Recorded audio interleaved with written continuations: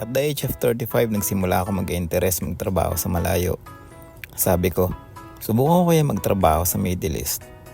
O kaya, magbarko kaya ako. Pero ito yung mga tanong ko sa sarili ko bago ko magbarko. Hindi ako marunong lumangoy. Wala akong pera na malaki pang requirements. Hindi rin naman ako galing sa may kayang pamilya. Masaya na kami kapag nakakain kami ng 3 beses sa isang araw. At mas lalong wala akong backer. Kasi yan ang palaging bukang bibig ng mga gusto magsiman noon pa man. Kailangan daw ng backer. Taong 2020 nagsimula ako mag-apply sa mga manning agency. Puro passenger to. That time my current job ay isa sa pinakasikat na donatan sa Pilipinas. Nakadalawang reject din ako sa pag-apply. Lalakad ako sa kahabaan ng luneta. At ang tanong sa sarili ko, anong kulang sa akin? Bakit hindi ako natatanggap? Pero hindi ako sumuko. Nag-open house si RCCL. Sabi ko sa sarili ko, kahit tagahugas o utility, okay na sa akin. March 18, 2020, 4 AM pa lang nakapila na ako sa labas. Pero parang pang 300 applicant na ako na nakapila sa labas pa lang.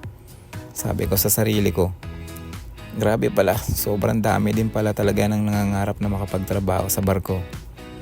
Halos alas 12 na ng tanghali nung nakapasok kami sa loob. Pero dahil break time na nung time na yon, babalik na lang daw kami after lunch for initial interview. Pero kinuha na ng guard yung documents ko, which is resume lang at ang passport. Marami din ang naging tanong sa akin. Basta alam mo yung job descriptions mo, malaki ang chance mong maipasa ang interview.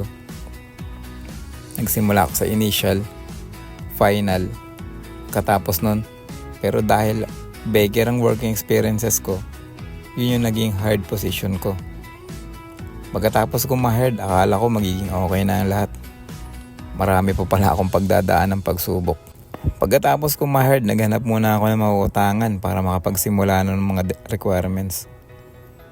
Kailangan ko muna mag-basic training o SOLAS kung tawagin. 9 days lecture at 1 day practicum. Halos araw-araw akong pabalik-balik sa training center sa Calao nung time na yun. 5 AM pa lang, umaalis na ako ng bahay kasi bawal malit sa training. Kapag late ka, magsisimula ka ulit sa umpisa or next batch ka na ulit. Sa last day na, doon mo na makukuha yung pinaka-certificate mo na magiging isa sa kailangan na documents para naman makakuha ka ng seaman's book. Ang susunod na po problemahin ko nung time na yun is medical. Hindi din naging madali sa akin ang medical. Maraming clearance, kabilaan, maraming proseso. Nung natapos ko na ang lahat ng documents ko, biglang pumasok yung pandemic. Pasampa na sana ako. Kaso bigla naman nag-lockdown ng mismong araw ng sampa ko. Kaya kinonform ko muna sa office kung tuloy yung flight ko o hindi. Sa kasamaang palad, cancel flight ako. Halos inabot din ang sunod na taon bago ako nakasampa. Hindi pa tapos ang pandemic, pero unti-unti na nagbabalikan ng mga cruise line. Kaya laking pasasalamat ko nung isa ako sa napili na mag-startup team. Hanggang sa kasalukuyan, nagtuloy-tuloy na.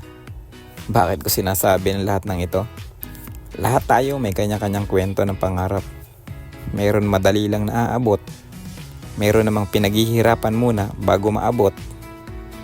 Kaya kapag gusto mo talaga ang isang bagay, kailangan mo munang pagsimikapan.